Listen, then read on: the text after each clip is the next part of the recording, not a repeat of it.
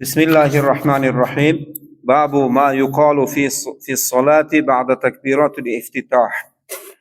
Mana bu takbiri tahrimadan keyin nima deyiladi? Shuni o'rgatyapti Imom Tahoviy rahmatulloh alayh Sharh Maoni al-Asar kitoblarida. Bu hadis Ibrohim ibn Abu Dovuddan rivoyat qilingan. An Abi Sa'id al-Khudri radhiyallohu anhu dan rivoyat qilinyapti. Qol u kishi aytayaptilarki, sahobiy كان رسول الله صلى الله عليه وسلم إذا قام من الليل كبر ثم يقول سبحانك اللهم وبحمدك وتبارك اسمك وتعالى جدك ولا إله غيرك. يعني رسول الله صلى الله عليه وسلم ertalab turadigan bo'lsalar takbir aytib mana shu duoni o'qidilar namozdan kirgandan keyin. Ya'ni bizlar sano o'qiymiz-ku, ana shu mana shu hadis bilan sobit bo'ldi. Yana bu boshqa bir hadisda kelyapti. Malik ibn Abdullah ibn Sayfut Tujibi an Oisha radhiyallohu anha. Oisha onamizdan rivoyat qilinyapti bu hadis. Ikkinchisi kana qolat, u kishi aytdilarki, kana Rasululloh sallallohu alayhi vasallam idza iftataha as-solata yarfa'u yadayhi thumma yukabbiru thumma yaqulu سبحانك اللهم وبحمدك وتبارك اسمك وتعالى جدك ولا إله غيرك. Rasululloh sallallohu alayhi vasallam namozni boshlayotgan bo'lsalar, qo'llarini ko'tarardilarda, keyin takbir aytib, keyin mana shu sano duosini o'qirdilar deb turib aytildi. Endi bu Amr ibn Maymundan rivoyat qilinyapti. Rasul solla bina Umar radhiyallohu anhu Bizil Hulayfa. Hazrat Umar roziyallohu anhu Zulhulayfada biza bilan birga namoz o'qidilar. Hazrat Umar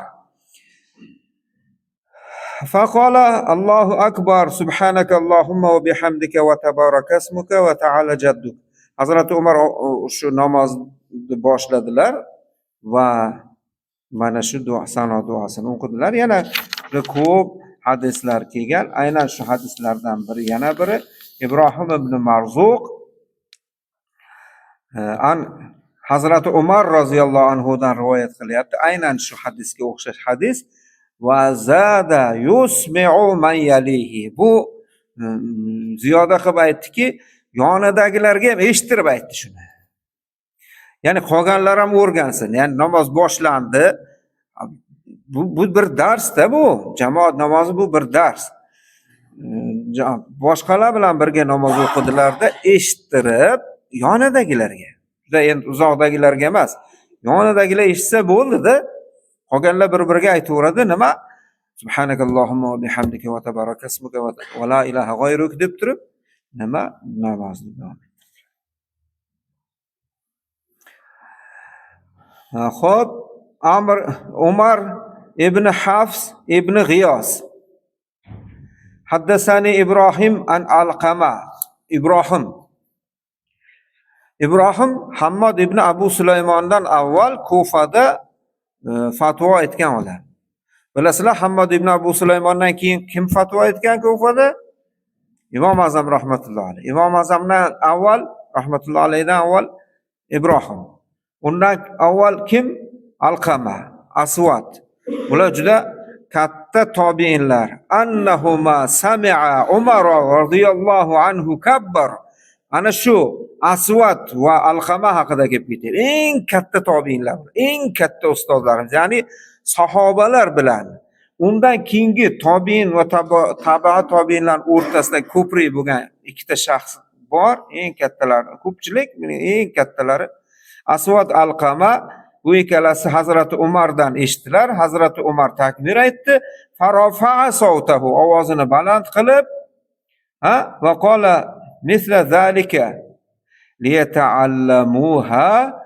xuddi shu subhanakallohumma va bihamdika va tabaraka ismuka va ta'ala jadduk ayt va la ilaha g'ayruk aytdilarda va buni ovozini baland qilib aytdi, boshqalar o'rganishligi uchun. Endi yana bir duo bor. Duoni hozir sizlarga aytib beraman. Wajjahtu wajhiya lillazi fatara as-samawati Val arda hanifan musliman va ma ana minal mushrikin degan bir ana duo bor. Ba'zilar sanoda shuni ham aytadi-da.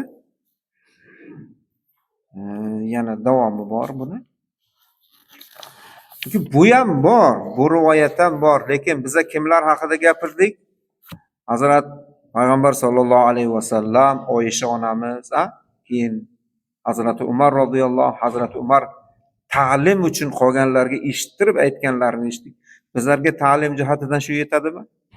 Bu gapni bizaga katta sahoba tobiinlardan eng oxiri yetib kelgan odam Imom Tahoviy rahmatullohi alayhi kitoblaridan o'qib o'rgandik. Alloh taolo ushbu ustozlarning barchasini rahmatiga olsin. Bizlarga namozimizni, ibodatimizni